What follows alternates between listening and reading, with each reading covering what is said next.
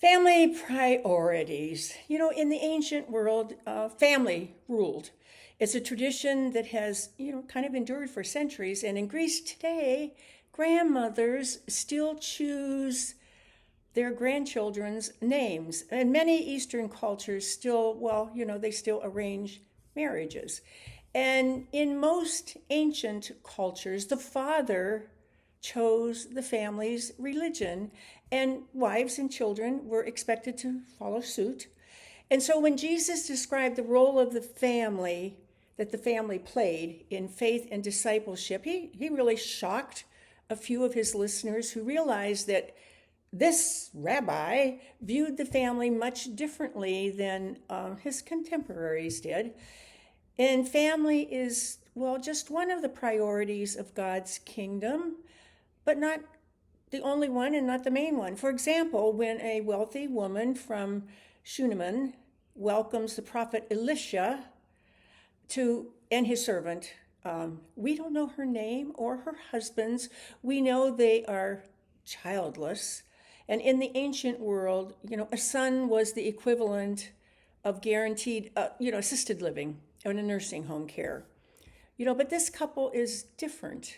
Even before children are born, even if they never have children, God views this husband and wife, the two together as family. They're focused on hosting God's man rather than angling for God's favor. And their relationship with Elisha starts simply. He is a dinner guest and eventually a house guest, and there seems to be no strings attached to their hospitality. They have a prophet-sized welcome mat for God's servants. And she certainly doesn't ask for a child or think of her relationship with Elisha as a transaction. Elisha and Gehazi want to reward her, but she doesn't expect this kind of blessing. The Shunammite woman, she knows that the river of God's kingdom does not flow through bloodlines. It runs through, God's stream of grace. And as Paul declared in Romans 6, participation in baptism is to participate in a once for all death to sin and entry into a new way of life with God. And as John Chrysostom said, baptism is the cross. Baptism has become for us what the cross and tomb were for Christ, although not the same. Christ died and was buried in the flesh, while we experience death and burial to sin. When someone participates in the sacrament, actually, it's a legal thing that is happening. And in some church traditions, in some denominations, it's listed as a minor sacrament. And usually at the marriage ceremony, people share in communion. They begin their marriage through the same death and burial of Jesus Christ. And new families learn, to die to sin and to be buried with Christ in baptism. So this baptism into Christ hopefully affects the family's decisions. According to 1 Peter, with baptism, we have a new identity. We are chosen. We are a chosen race and a royal priesthood. We are a nation of baptized disciples within a nation of various families and groups and individuals. And we view a family much differently. According to Jesus, we love him more than we love our biological kin. We don't hold grudges against family members who begrudge us. We let go of rivalries and loyalties to bloodlines. We set a different schedule around church and faith and discipleship. We provide a living witness to others within our families. There will be times when some of the people we are related to biologically, we know this happens, they will resist our witness and prioritize family above everything else. Not so with disciples. Disciples value our kinship with each other.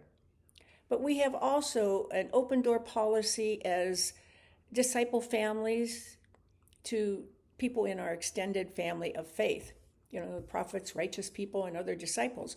We welcome people to our doorway who do not have family.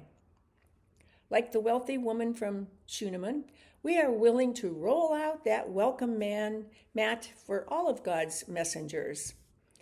And the marks of discipleship, well, do not run right through your family tree sometimes. Your genes and your pedigree, they don't make you a better disciple than anyone else just because somebody else in your family was a believer early on.